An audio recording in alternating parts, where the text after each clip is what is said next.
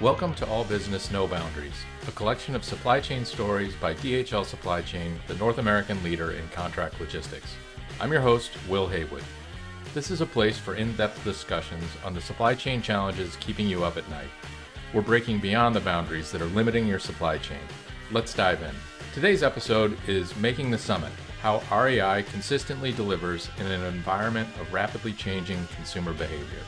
My guests are Bill Best, who's Vice President of Supply Chain and Logistics for REI, and Justin Ha, Senior Director of Solution Design at DHL Supply Chain. Okay, so before we get into the discussion today, I thought it'd be helpful if you could both introduce yourselves, tell us a little bit about who you are, your role, your company. Bill, why don't you go first? Great. Thanks, Will. My name is Bill Best. I lead supply chain at REI. I'm Vice President of Supply Chain and Logistics. The scope in my purview includes, of course, the logistics, international inbound, the domestic transport to stores, our omni-channel or digital delivery services, as well as supply chain strategy, supply chain technology services, sort of an somewhat IT function within our organization, and then distribution operations. Okay, great. And Justin? Yes, hello. My name is Justin Ha. I'm a senior director with the solutions design team at DHL Supply Chain. I've been with the company for a little over 12 years, and in my current role, I lead a team of engineers and logistics professionals that design warehousing and distribution solutions for our customers. And within that role, I'm also the lead solutions representative for our retail and e-commerce sector, acting as an SME in that vertical and providing more focused support. Great. Thank you both for that. And Bill, I'll start with you. The time of year is fourth quarter early. We're looking at another peak season. You went through one of these during a pandemic last year, and I'm wondering if what, if anything, changed in the pandemic and maybe changing now that we're coming out of it as we look at 2021 for peak season. Sure. I think there's a couple of things that are the same. They just scaled. So digital continues to lead the day as it relates to getting product to our customers. And so scaling to serve the digital demand is critical. Beyond the digital, retail stores are open. We certainly all saw hiatus of retail store, but then that was followed by some apprehension about getting back into crowded retail environments. And so finding the balance of making sure we're serving well the customers that did choose to go into the store and the customers that chose to shop online. The nuance this year really is about inventory, and there's no mystery in this. We all understand the challenges of the inbound supply chain and building up inventory. And when we went into COVID, many retracted from their inventory purchases in anticipation that this could be a long, protracted condition in business and wanted to be careful about cash. And then probably equally, we all went back to market saying, oh, this isn't as disruptive as we otherwise thought. Fire the factories back up and produce more than you did before and keep up with demand. And that cascaded all the way back into tier 2 suppliers and otherwise that we're seeing the impacts of that still going. Where we've been fortunate is that we've been able to build our inventory to levels that are a little bit better than where we were at in 2019 in many categories, but there are certainly other categories where it's still really hard. And the best example that I share with people is go look at a car lot. How many cars are on the lot? It's visceral. It's very, very clear. That goes all the way back to tier 2 components and suppliers, et cetera. And it's not much different on other consumer goods. Got it. So Justin, I know as a DHL employee that I'm getting a lot of questions about the inventory questions in the global supply chain. From a solution standpoint at DHL, what's your general response when talking to customers or partners in industry around, how do we unclog what is right now a very clogged global supply chain? Yeah, I think, tough question to answer than it just seems. it just really varies by, like Bill sort of mentioned, it could vary by industry as well. For someone that can see across multiple sectors, generally, I think inventory turns have been going down. I think it's because, like the disruptions we had is interrupting the ability to forecast accurately. So sometimes you fall behind, and as you try to quickly catch up, then you overshoot. And then as that sort of accumulate, I think it's having a lot of stress on the ports, as we know, that we hear about on a daily basis. A lot of the inventory getting caught up in transit. So all that said, I think for certain industries like fashion, it's quite difficult, especially fast fashion, where they go through styles pretty quickly. So the SKU life cycle is shorter than general merchandise. So I think those are probably the most difficult ones. But for something like general goods and consumer, maybe not as impacted because in their network they've got inventory to sort of meet the demand as of today, while they're still waiting for some of their goods to make it through the transit and into the warehouse. Thank you. Another hot topic now is labor shortages in the market. This is everybody during peak season is looking for part-time labor. REI is probably no different. Bill, what kind of strategies do you guys have in place to make sure you've got the right labor force to deliver on the season? Yeah. So we're all of us in the retail industry are kind of chasing some of the same types of strategies, right? So I'd say first off, our strategy is be market aware, and by market aware, that's local market where I'm hiring, not trying to approach it in a macro way, because the labor needs and expectations are different, and they're not necessarily intuitive by market. Some of the rural markets are every bit in as high a demand as the more urban markets, and would come to a counterintuitive outcome relative to hiring practice and equitable pay. So living wage has been an interesting conversation for a long time, but that's been stood on its head a bit. Beyond that, we're pulling some of the same levers. We've staffed up. We actually have reorganized our labor force to index more to where our heavy days are. So retail's not a Monday through Friday business. It's really more of a Thursday through Monday business. So we've bolstered our weekend staffing. We've taken and grown our off shifts. We've incorporated shift differentials. Others have done some of those same things. But aligning the labor and staffing up to when the work's happening and making sure that we're market aware in how we compensate. Justin, with DHL running, hundreds of facilities across the U.S. and Canada, how do you do what Bill was suggesting around being, market aware, but also, fair across your whole labor force? What's that balance, and how do you strike it?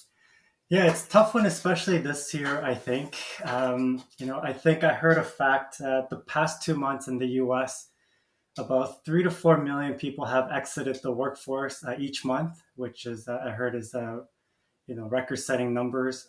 So it's pretty alarming for every industry really to be finding staff that they need to hire. I think call it a Band-Aid solution, and we're no immune to that. I think for the peak, in addition to what Bill talked about, we have sites where we have surge premiums for those peak periods where we would pay additional, a couple of dollars per hour for that period of time. We're also bringing people on early, fully expecting that we may not have work for them, but also anticipating the turnovers that happen. We're just overstaffing in anticipation of the work coming as well. So, a lot of ways we are doing everything we can so that we can service our customers. But yeah, to how to balance with the rest of the market, I think generally our HR team is amazing at knowing what the market rates are and staying competitive. At the same time, again, just making that investment when we need to for those peak periods, because for some companies, that's really the period that makes or breaks their year. So it's quite critical. Bill, did you have another comment on that? I was just going to make one more comment that, we're also investing in automation because part of the problem statement here is the supply doesn't match up to the demand. With the pivot to digital, so many folks are adding distribution operations that just pushes into labor. So some of that has been mitigated by how we're choosing to automate some of our processes. So what processes in particular have you found to be best targets for automation? Where have you made the most headway? It depends on how much investment you want to make, and some of those investments are a little bit longer lead time. But order assembly is a very latent process and costs everyone more money than bulk picking and/or case level picking. So in our digital business, our approach to order assembly, we use pocket sortation as an approach to that, and everybody has a little bit different profile, but I can do the same amount of volume with about a third to 25% of the amount of labor demand from a throughput, and it's very resilient. So, there's one example. Yeah, and for our listeners who may not know about pocket sortation, can you just quickly describe what that looks like? Yeah, so for those of us that are a little bit older, remember the days of dry cleaning. And imagine you're picking up your dry clean and you're pressing the button and it's bringing the dry cleaning to you. Pocket sortation is sort of like that. The pockets are all RFID tagged. It can take multiple line items from an order. It will sort all of your shirts, put them together, and deliver them to you at the front of store, so that there's not an order assembly thought process that needs to happen. It's I've got 3 pockets, I've got 3 items, I put 3 things into the box, the bag, or otherwise, and I send it on its way, and you can do in seconds what would otherwise take a minute. Mm-hmm, mm-hmm. Justin, what kinds of automations have you seen most applied over 2021, looking towards peak? I think mobile robotics definitely have made a surge. Just things like, Lucas Robotics and Six River Systems, those AMRs that really help our pickers by working alongside of them. So we've made a number of installs with those in our network as well. And the other thing that's been really picking up as of late is goods to person solutions. And that's both in mobile robotics and somewhat of a traditional robotics. So it'd be something like AutoStore. And then there are other similar technologies around that that does some of the ASRS type of activity as well as goods to person. And also, the good old Kiva-like systems. There's a number of vendors that are providing similar solution to that. So that's also been picking up quite a heat that we're also exploring a lot of opportunities with. Yeah. So, Bill, as a retailer, with all of these technologies coming at you, how do you efficiently, evaluate them and put them into operation? I mean, it would seem like it could be overwhelming almost. It can be. I think, like any solve, you got to know the problem that you're trying to solve. You got to understand your problem statement, and then you start shopping for what are the opportunities in that problem statement. We also use goods to person in one of our facilities, our newest facility. We have an automated storage and retrieval system. And fundamentally, you take the latency of human labor out of the walking and travel distance, and the shuttle system that we use can move much faster than a human could do it, and I can pick a lot faster than a human might otherwise be able to do. So it depends on the process that you see where your greatest opportunity is, and it also depends on what your investment is going to look like. We too looked at folks like Six River and others that are the robotic that is going to follow and or work in clusters to eliminate some of the walking for the human, and the human can interact with multiple robots versus a single tote and they're pushing it along. So what's the problem statement you're trying to solve? Is it latency? Is it accuracy? Understand your problem statement, and that will help you lead you to where some of your opportunity is. Right now, labor is a problem statement. What are some of those opportunities? They may not be 100% as fast as humans. So robotic arms are very popular, and for the right profile of product, they can do a lot of work in a dark room when nobody's watching in a very accurate format when I couldn't have otherwise had a human doing it. And you can kind of have an always on mentality about that. And so there may be processes right now that choosing to do nothing because there's no human opportunity versus having a robot that can replace, even if it's as fast or slightly slower. Those technologies are going to continue to evolve and will continue to have opportunities to enhance the efficiency of the operation. So a question around some of the pace of change that's happening within the supply chain industry overall and within REI, Bill, and DHL, Justin. What's your perspective on how to learn fast or fail fast, courage to test, these kinds of concepts that you hear? I mean, how do those practically play out? And, when do you know it's time to move on versus implement something that you feel confident with? Yeah, I'm happy to jump in here. I think there's three kind of principles, and then maybe Justin comment, and we can go from there. But I think the first thing is know when you're sacrificing good in the pursuit of perfection. Kind of leans into that speed piece, right? The second and accompanying comment that I would make there is that sometimes, and maybe more often than we admit, the whiteboard math is good enough to get us moving, and it's good enough to leverage us the courage to do something versus being paralyzed in that pursuit of perfection. And then the last thing I'd say is, as a leader, it's my job to know when to help the team differentiate the need for the detailed math versus the opportunity to move forward with the whiteboard math, if you will, and choose to iterate and find the best outcome and or find when it's time to stop. Justin, from a service provider standpoint, how do you work with customers to strike that right balance? When I think of learning fast, it's really about not hesitating in a way. Of course, you need to take the time and do the right analysis to make your decision. But I've seen enough instances where even with all the work completed, it's hard to make that decision. Like Bill said, we're never going to get that perfection in terms of the answers that we're looking for. So there's always an element of risk, and sometimes it's small, sometimes it's big. And I think to varying degrees, people have different appetite to take on those risks. But I think there's definitely more instances where people will tend to err on the side of caution. So if the business case is really a split decision or a really close one, I think some organizations have decided to stay the same instead of taking on that risk of the change. But it's becoming more evident that that type of approach may not be sustainable in today's market. Things are changing fast.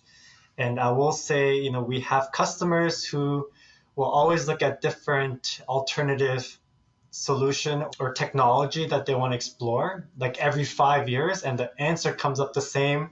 Your ROI is going to be 5 years.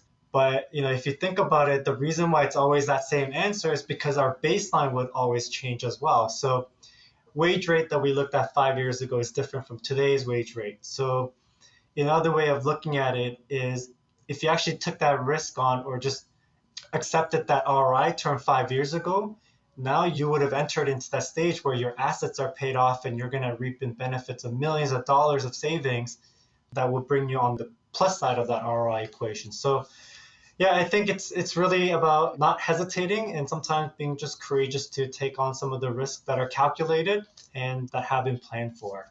So, Bill, when you get into the situations with your team where you're in sort of the gray zone on a business case, are you finding that you're putting your thumb on the scale and pushing them more today than you have in the past, or has that not changed?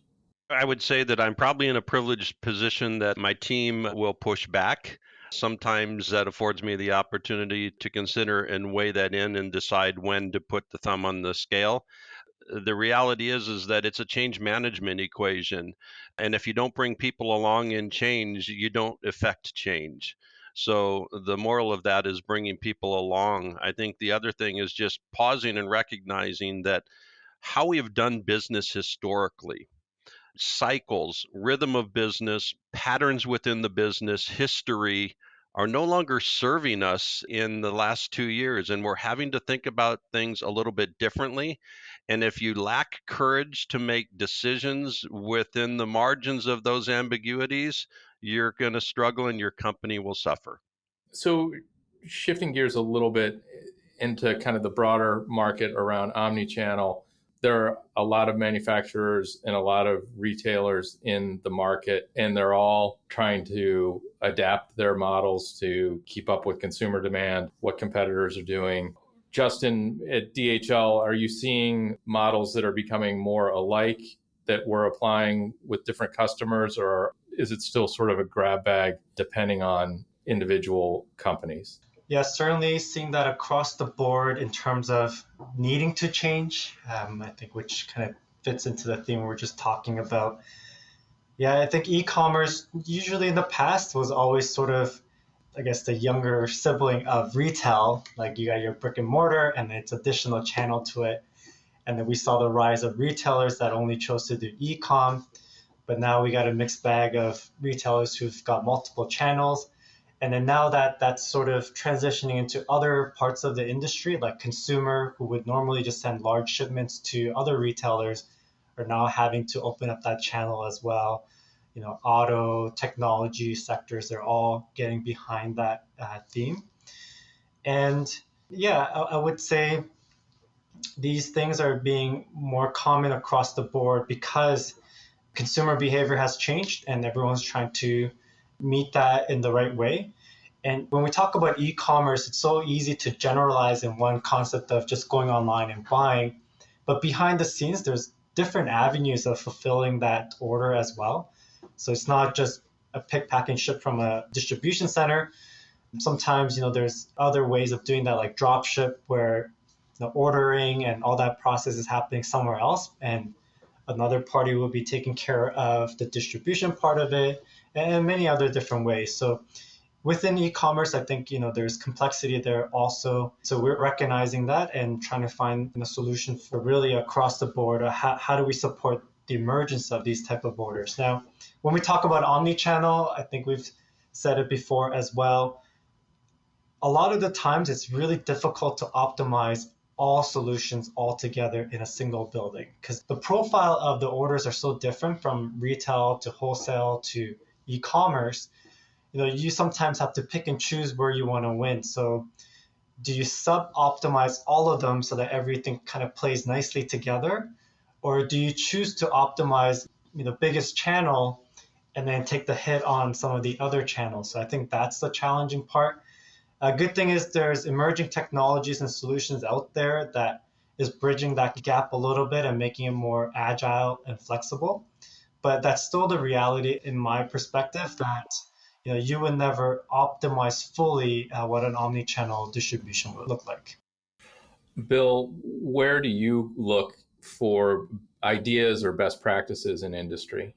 Yeah, so I think the thing I would lead with is as you consider what others are doing, your first responsibility is to know your why, know what you're solving for, and give attention to that. For REI, the why is always going to revolve around customer and member. And from an omni-channel perspective, one of the whys for us is because customers and members expect us to be delivering in a timely manner and in a competitive lead time. We've done some work to understand that specifically on what it drives from a top line revenue perspective based on that behavior. And we've learned that it's worth the investment to make sure that you have inventory in proximity to the customer that can enable speed that lets you, first off, complete those sales, right? Whether that's through SIF or coming out of a distribution center. So the speed matters. But what also matters is reliability. So if I get an order in 2 days one time and the next time it's 6 days, right, that doesn't build loyalty and doesn't build customer confidence. So the consistency and reliability is important. There are a number of different solutions and ways that people will address this. It's going to rely on the scale of their business. It's going to rely on what's the scope and scale of their network and how they choose to use inventory, whether they choose to have omni centers where they're doing retail and digital, or whether they're doing those in separate facilities. And their business model is going to drive that so that they can optimize the handling characteristic to best serve those customer outcomes, right? So it's a boomerang. It always comes back to what's the customer outcome? What's your why? What are you solving for? And the solutions and or the leveraging of multiple facets of what others are doing will inform the right outcome in service of your customer. Great. So, last topic. I know another thing that REI is known for, as a member of REI myself, is the returns policy. And I think we could spend multiple podcasts talking about returns as a subject. So I want to limit the question to just within the last 18, 24 months when we were in the pandemic, what kind of trend did you see from a returns volume perspective? And how are you seeing it play out today? Yeah, so Will, I think many retailers feared the bullwhip of, hey, retail stores are closed, and we both enjoyed, because of the opportunity to get the inventory back facing to a customer's speed, returns to store. And we worried about the bullwhip of initially there was a slowdown in returns and or backlog as customers who would have otherwise gone to the store started to pivot to mail-in returns. What we knew and had to adapt quickly around was how are we delivering consistency and reliability in the service of returns? Customers want their money back first and foremost, and they don't want it to be sitting without any communication. So communication became paramount in that conversation as well. And then customers are sensitive to the cost, and most expect free returns as a component of the returns and just as a component of how e-commerce works today. So we had the buildup of returns, and we sort of worked through what I'll call a quasi-accrual process. So we go, hey, it's coming, wait for it, wait for it, wait for it. Sure enough, as retail reopened, we saw a bubble. We worked down through that bubble. We expanded some of our mail-in operations to make sure that we could both address the bubble and then rely and give reliable returns processing time as we came out of that. Now that we've accomplished that, we can continue back on that mission of how do we make sure that we give the best experience to our customer and we look for features that can be further enhancing to our member experience. Great. Justin, is that a similar trend that we've seen for other DHL customers? Yeah, definitely. There are some retailers out there who extended their return policy as well, during some of the shutdowns, so that the customers felt like they urgently needed to figure out how to return stuff. They could wait a little longer, and that would have been acceptable. So I guess that could have contributed to that bubble as well. When things open, people are kind of getting rushed in to make those returns. Yeah, not much to add. I think one thing I could maybe add a comment around is around what Bill said about the customers wanting their money back quickly. And there have been some solutions and ideas out there, which I think some companies actually are already doing, including Amazon. When you've done a lot of transaction with them and built some type of trust in that engagement, now if you also return your next product, even before that product hits the warehouse, you actually already refunded that amount. So it's kind of like the retailers taking a bit of trust in that, yeah, that product will get to us.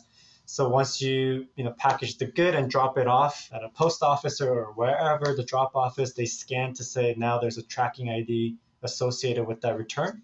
They will process the refund already so that you get that money back. And I think that has had some positive feedback from the customers as well. Yeah, and hopefully spend the refund back with the original retailer, right? Right. I would say we like to think about taking that one step further relative to our sustainability mission. I know some retailers will just say, hey, keep it, we'll credit you.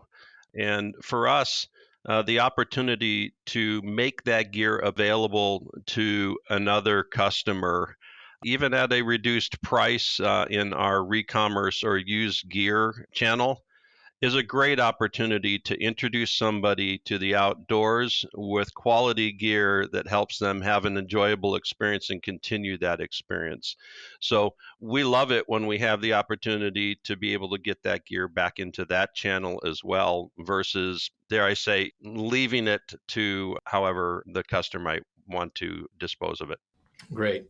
Great. Well, thank you both for joining today and for your perspective on these things. Very interesting times in the industry for sure, and hopefully coming into a bit more of a normal kind of operating environment as we move into 2022. We hope. If you enjoyed the conversation today, please share it with a friend and rate us on Apple Podcasts. You can find us online at dhl.com/allbusinessnoboundaries and follow us on LinkedIn and Twitter at DHL Supply Chain. We'll see you next time.